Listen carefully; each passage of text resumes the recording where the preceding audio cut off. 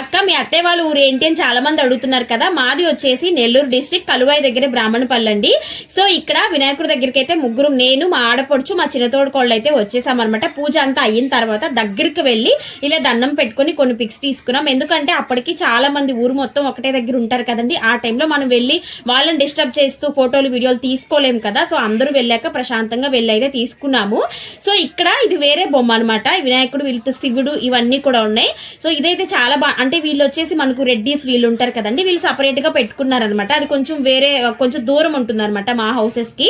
So అక్కడ కూడా వెళ్ళి దండం అయితే పెట్టుకొని వచ్చేసాం అనమాట. మాకైతే చాలా హ్యాపీగా అనిపించింది ఈసారి వినాయక చవితి సెలబ్రేషన్ ఫ్యామిలీతో కలిసి చేసుకోవడం అనేది. చిన్నప్పుడైతే మేము ఆ ఊరు మొత్తం తిరిగేసేవాళ్ళం అనమాట. ముగ్గులు ఎవరెవరు ఏవే ముగ్గులు పెట్టారా, అలాగే బొమ్మలు కూడా ఒక చెరువు దగ్గర కలపడానికి పక్క ఊర్లో పక్క పల్లెటూరులో ఉన్న వాళ్ళందరూ కూడా ఒకే దగ్గరికి వచ్చి కలిపేవాళ్ళు. రోడ్డు మీద ఉండి ఎవరి బొమ్మ ఎలా ఉందా అని కూడా చూస్తూ ఉండేవాళ్ళమి.